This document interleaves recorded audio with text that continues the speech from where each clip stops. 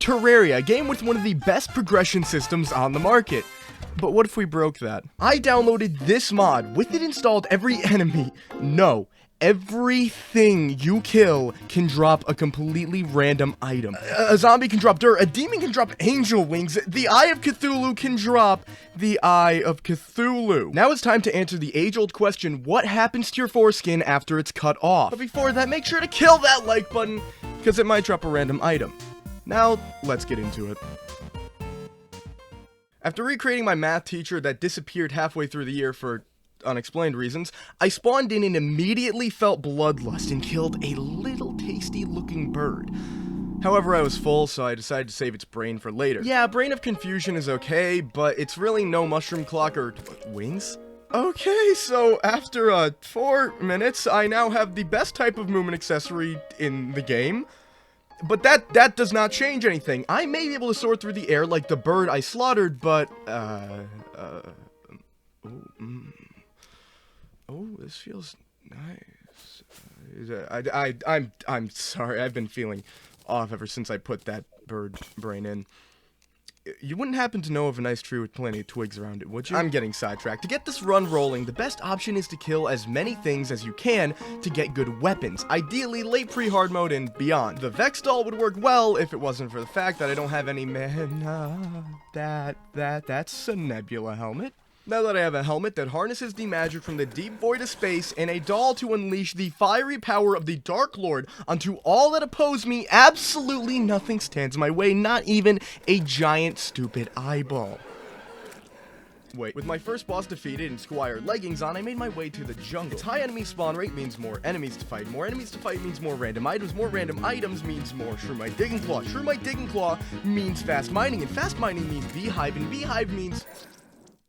Oh, so I may have some of the most stacked items I could have in the game, but I still don't have much mana. Normally that wouldn't be an issue, because the queen bee will shoot her little bees, and those little bees will drop mana. Bee, drop, bee, drop, bee, drop.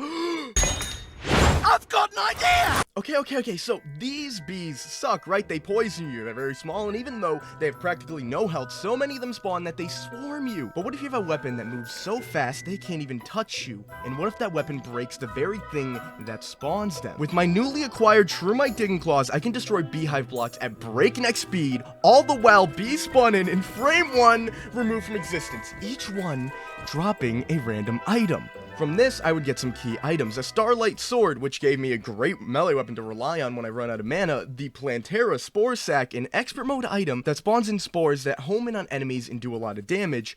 It's really a great item. I highly recommend it. And a Worm Scarf. Not only does it increase my defense, but it is also so damn stylish. With these items, I could easily fight Skeletron or the Wall of Flesh or even...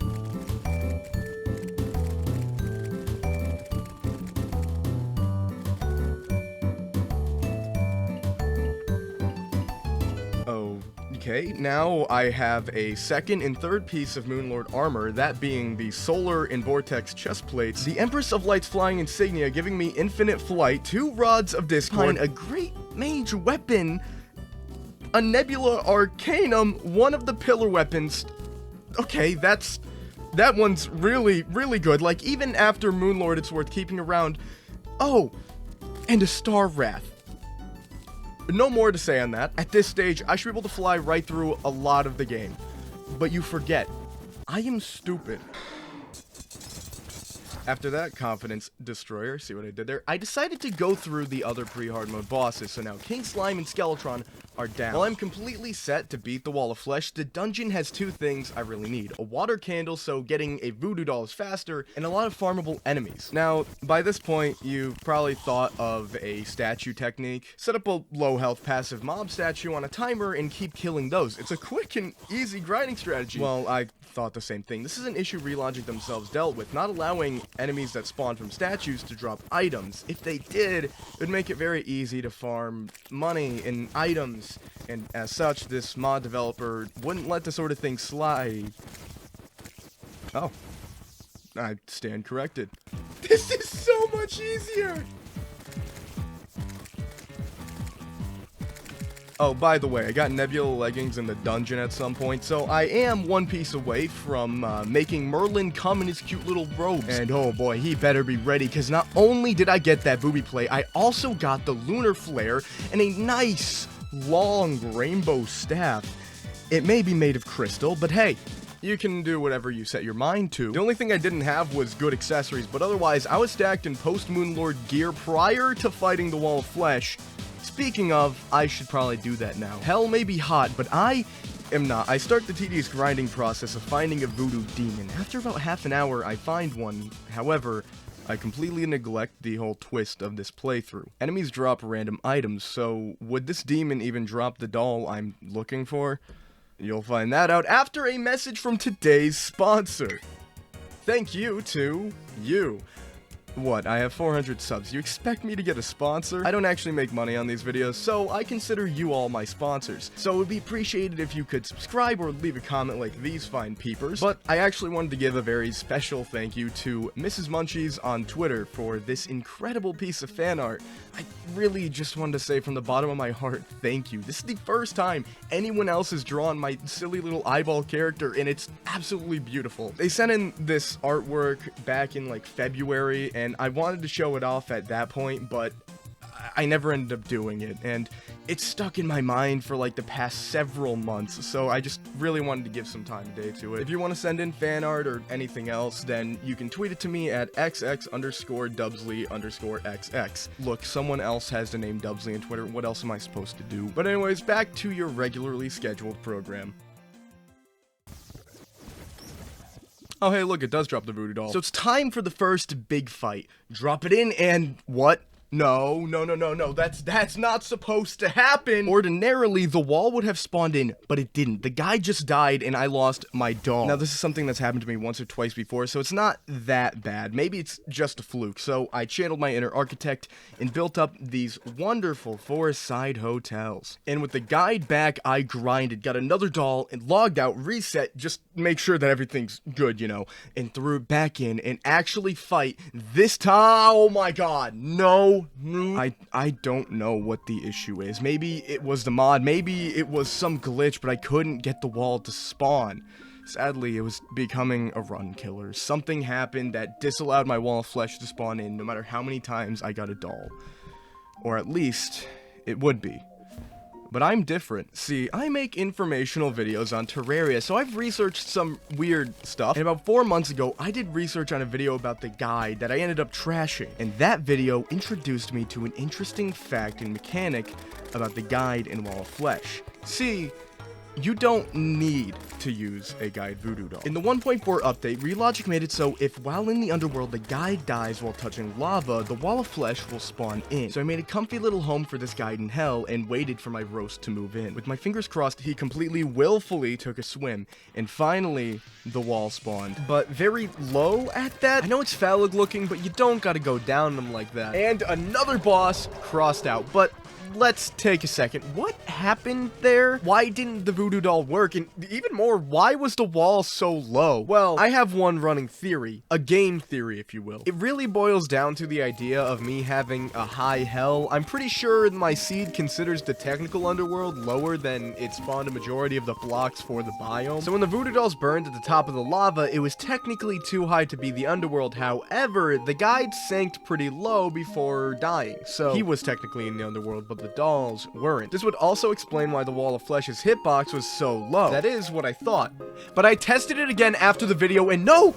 Even when the guy died at the same height as the voodoo doll burning, the wall only summoned when the guide died. I have no clue what happened here, nor do I care. All I know is I fought the queen slime and made a more productive item farm, enclosing it in a small box. I also added a platform to catch the items on so it would be easier to see each item. The process was made even easier when a rainbow gun dropped. With all the mobs tasting the rainbow, this grinding was made just a bit less annoying. All I had to do was shoot a rainbow every now and then, and I was set. Well, at least until I got a bottomless bucket of lava.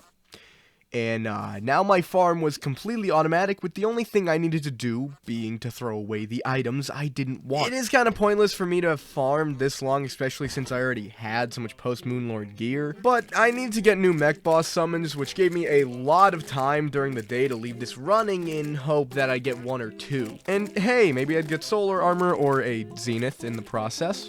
The solar armor I didn't get just yet, but I did get a zenith and drill containment unit that I used to tunnel through the world to get iron and get my way to the underground hollow and corruption to farm souls of night in light. Luckily, as seen earlier with the voodoo demon, enemies do drop the normal items they drop in the game alongside the random items, so I was able to get Skeletron and Destroyer summons. 2 fights, that would be a piece of cake when you have reached god level status, cause screw it, I don't need solar armor, I have plot armor. I did, however, have a difficult time getting the lenses required to make the mechanical eye, so when daytime came around, I did what no man would ever do and fought the old one's army up until nighttime, when I got all the lenses I needed and rushed home to fight the twins, who, I'll be real with you, for twins, they look nothing alike. They are completely different colors, and how come one of them spews fire if the other shoots lasers? Anyways, with the 3 stooges down, that means that a single planetary bulb is now in my jungle, and it's my job to spend way too long trying to find it. After maybe 2 in-game days, I scrolled through the map and found where it was, killed it, and moved on to the temple that I had found while searching for the bulb. Pop goes the weasel, and 6 feet under he goes. The only thing left was lunatic cultist, but I wasn't having that. I instead farmed even more